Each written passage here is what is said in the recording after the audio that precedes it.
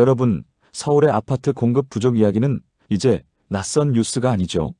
실제로 2026년 서울의 입주 물량은 전년 대비 무려 48% 가까이 급감하며 공급 절벽이 본격화될 전망입니다. 이런 막막함 속에서도 기회는 숨어 있습니다. 올해 서울 공급의 핵심은 바로 재개발과 재건축입니다.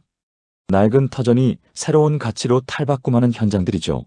오늘은 내 집 마련을 꿈꾸는 분들을 위해 2026년 서울의 지도를 바꿀 주요 공급 예정 리스트를 정리했습니다. 이게 2026년 1월 8일자로 정리된 자료인데요. 올해 서울의 분양 예정인 주요 아파트 단지 리스트예요. 네, 딱 보면 그냥 숫자랑 지명이 빽빽하게 들어찬 표 같은데. 맞아요. 하지만 사실 이 안에는 앞으로 서울의 지도가 어떻게 바뀔지에 대한 아주 중요한 단서들이 숨어 있습니다. 단순한 데이터가 아니라 일종의 청사진이라는 말씀이시군요. 바로 그거죠. 서울의 미래를 엿볼 수 있는 청사진. 좋습니다.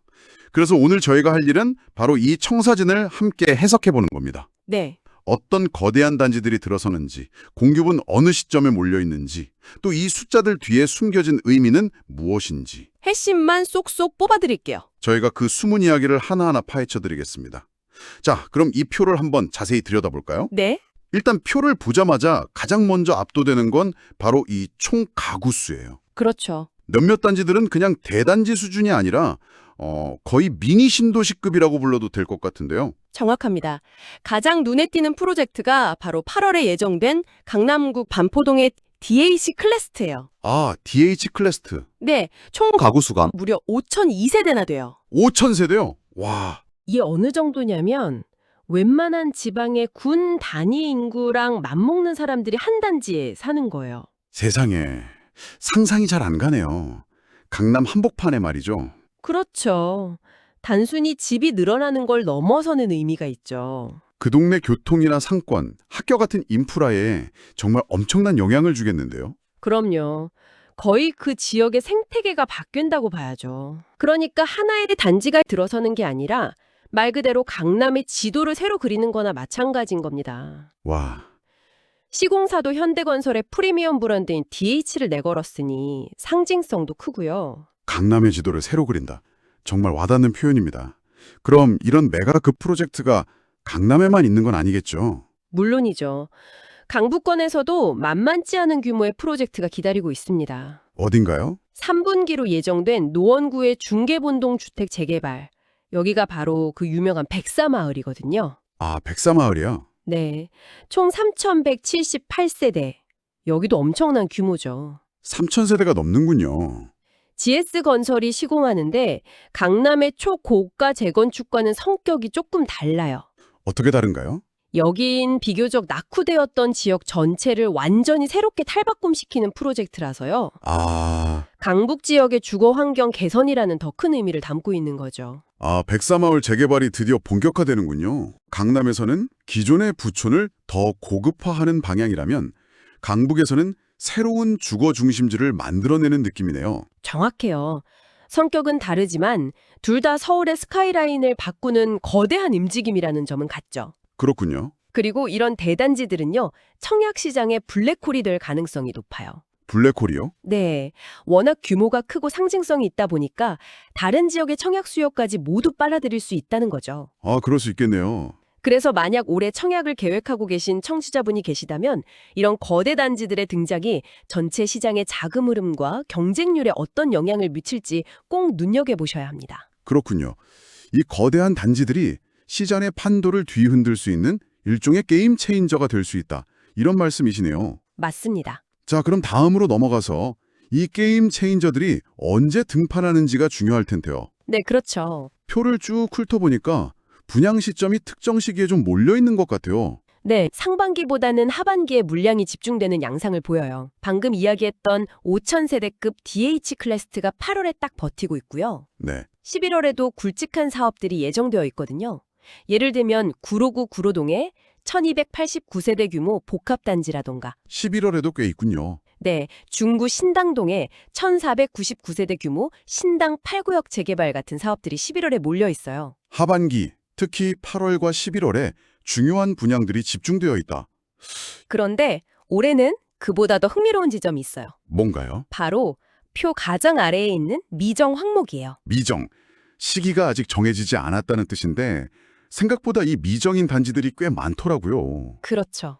마포구 망원동에 1242세대나 되는 대단지도 있던데요. 이건 뭘 의미하는 걸까요? 그냥 행정 절차가 안 끝났다는 단순한 이야기일까요? 내가 점 찍어둔 단지가 갑자기 분양을 시작할 수도 있고 반대로 하염없이 미뤄질 수도 있으니 자금 계획이나 청약 전략을 계속 유연하게 수정해야 하는 거죠. 이렇게 공급 시점의 불확실성이 큰 이유 중 하나가 이 사업들이 그냥 빈 땅에 아파트를 짓는 게 아니라서 그런 것 같기도 해요.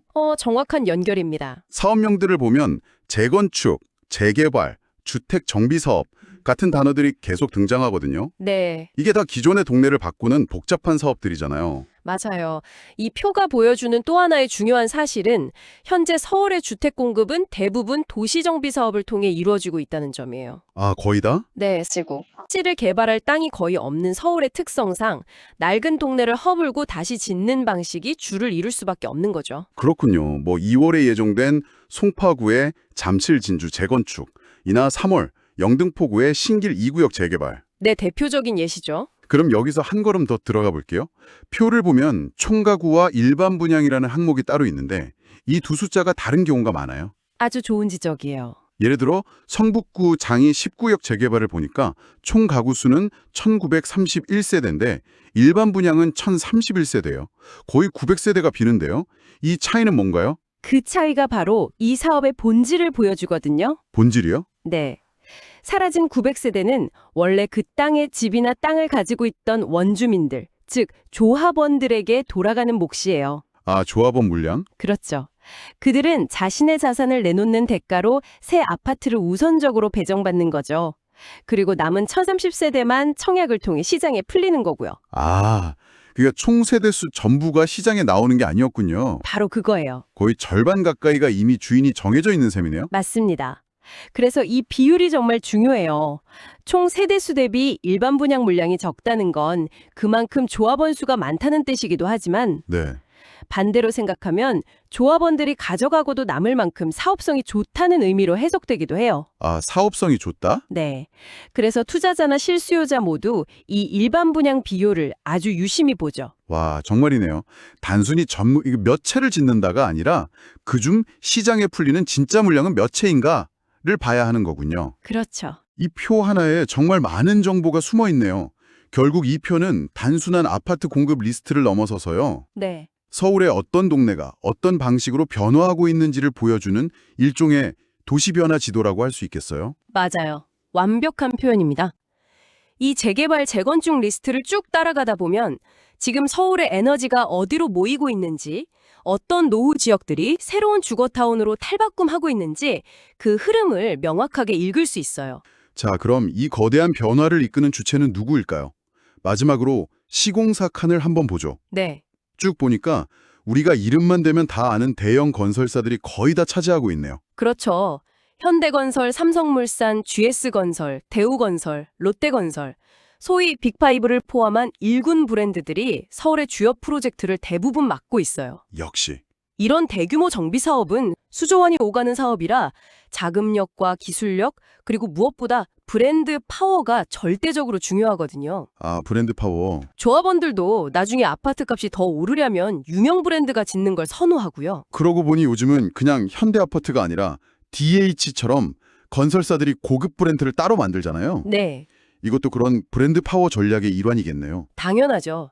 앞서 말한 DH 클래스트의 DH가 현대건설의 프리미엄 브랜드고요. 네, 맞아요. 서초의 레미안 원펜타스의 레미안은 삼성물산의 대표 브랜드죠. 그렇죠. 건설사들은 이렇게 지역의 위상이나 단지의 상징성에 따라 다른 브랜드를 적용하면서 아파트의 가치를 극대화하는 전략을 써요. 여기는 우리가 특별히 더 신경 써서 지은 곳이다. 이런 신호를 보내는 거군요. 바로 그거죠. 재밌네요.